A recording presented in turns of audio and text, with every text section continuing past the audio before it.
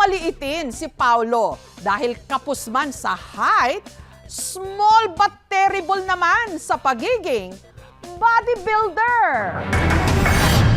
Sa bodybuilding competition na ginanap kamakailan sa Alabang, Muntinlupa City, nagpalakihan ng katawan ang nasa 350 bodybuilders mula sa iba't ibang panig ng Pilipinas. Pero ang naglaban-laban sa Men's Physique True Novice A, sa isang ito, marami ang talagang napanganga. Yes, sir! Siya man kasi ang pinakamaliit sa kanila. Hindi naman daw siya mai-small sa katawan niyang bato-bato. Proud na i-flex ang kanyang biceps, pati na ang kanyang malapandesal na six-pack abs. Even though maliit ka, titingnan nila yung symmetrical condition ng katawan mo. Doon sila nagbe-base. Kaya mas believe kami sa kanya, nung lumabas siya, second call out siya. Posible pa siya pumasok sa top 5. Pero ang ilang nakapanood ng video, nagdududa. AI lang daw yarn? AI naman yan? Hindi naman yan totoo eh. Kaya hinanap namin ang little bodybuilder na ito. At dito sa gym na ito sa Muntinlupa, natagpuan siya ng aming team. Surprise! Hindi ako AI. Nakalawag. Confirmed! Hindi siya produkto ng AI, kundi totoong tao talaga siya. Siya ang 23 anyos na si Paolo na may dwarfism. Malaki talaga po yung katawan niya. Matigas talaga si Paulo yung abs niya, no? Bagamat 3 feet 9 inches lang ang kanyang height, kaya naman niyang makipagsabayan sa pagwo-workout. Dati kaya ko lang buhatin is 15 lang talaga po. Ngayon po, tigbe 20 na. Nariyang siya'y nag-lat pull down at hammer curls.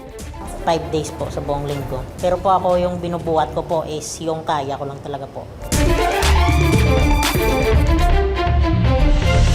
Si Paolo, tubong Iloilo, panganay sa 5 magkakapatid. Mga 3 years old siya, sabi ko, bakit yung anak ko hindi lumalaki? Dala ko din siya sa hospital, ma'am. Tinatanong ko sa doktor. Yun na, na-detect na may, yung hormones niya hindi na-develop.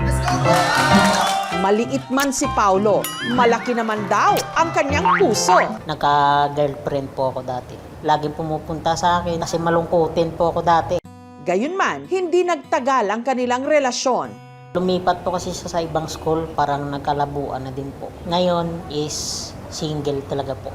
Wala talaga po eh. Sa mga nakukyutan sa akin dyan, wag na kayong i-message na ako. 17 anyos daw si Paolo nang nahilig siya sa pag-workout.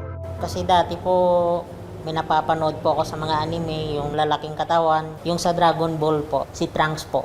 Ngunit dahil wala siyang pambayad sa gym, ang kanyang gamit improvised. Ginagamit ko pong dumbbell is soft drinks po na bottle na plastic. Nilalagyan ko po ng semento, pang biceps ko po. Payatot po ako dati eh. Manipis.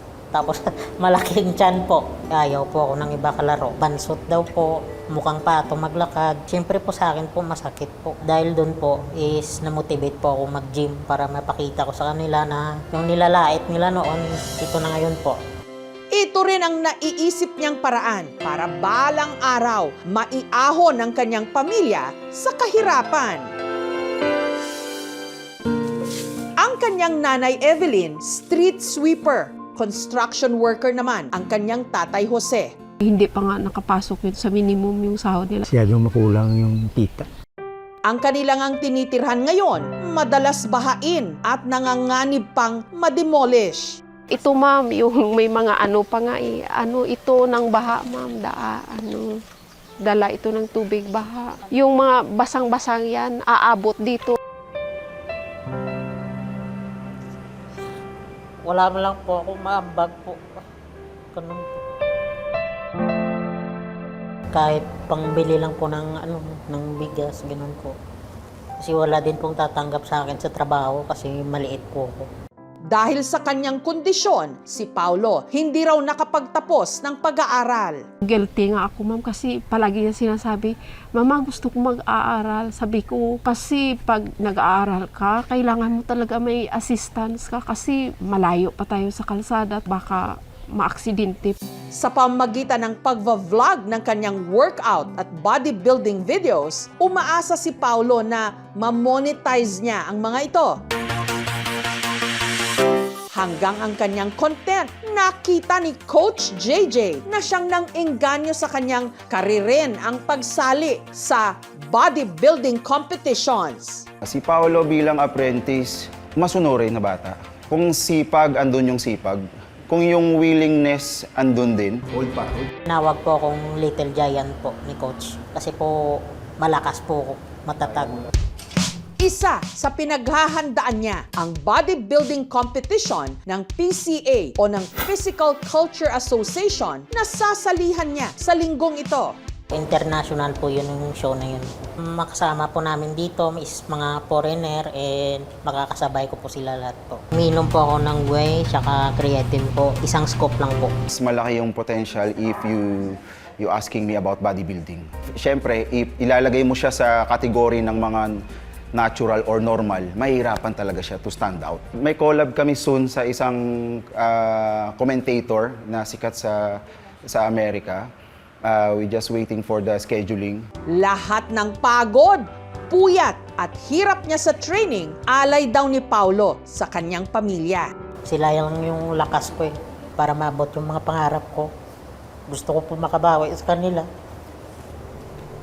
Tuloy ka lang, Pao, sa laban mo. Andito lang kami ni Papa mo at saka mga kapatid mo at saka mga kamag-anak mo na kapaligid kasi mahal ka namin. Dahil abala sa body training sa Maynila, halos isang buwan na ring hindi nakakauwi si Paulo sa Iloilo. Kaya para sorpresahin ang kanyang pamilya, sinamahan siya ng aming team pauwi ng Pavia. Ma,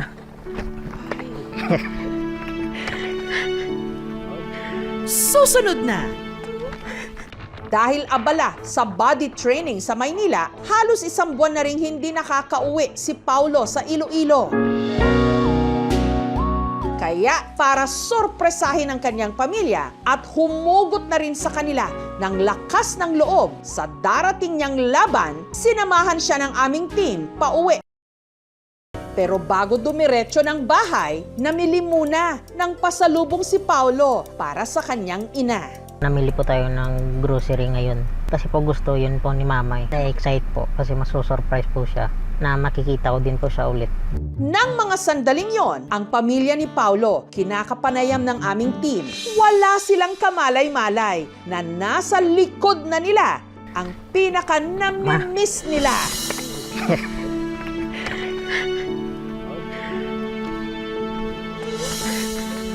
Teka, kamusta ka mo dyan, Ma? Ayos lang, Sobrang surprise lang Doon ako. ka na. Akala ko next week pa siya uuwi. So, kamusta? Ayos lang, Ma. Kamusta yung mga kwan? Yung Ang ano lang ko, ang second cool out lang ko. Okay lang. marami ka na kwan doon na tao. Oo, sa team ngit-ngit, mga kuya ko. Si kuya kasi maalalahaan yun sa amin ay magkapatid. Napagmahal. Kaya ayun na-miss namin pag wala siya dito. Tawan ko. Gising ko bukas, nandyan na siya. Masaya po kasi sila naman po pangugutan ko ng lakas po eh. Yung pangarap ko po sana na makilala po ako na midget bodybuilder po sa buong mundo po. Proud po ako sa sarili ko po kasi naabot ko po yung hindi nila kayang abutin. Hindi po hadlang yung kapansanan po sa gusto mong pangarap. Sa katawang ipinagkaloob sa kanya, hindi nagkulang si Paulo, pero pinanday pa rin niya ito sa tiyaga, pawis at panahon hanggang ang dating minamaliit maging bato-bato. Let's go! Pinatapang ng karanasan, pinatibay ng pagkakataon.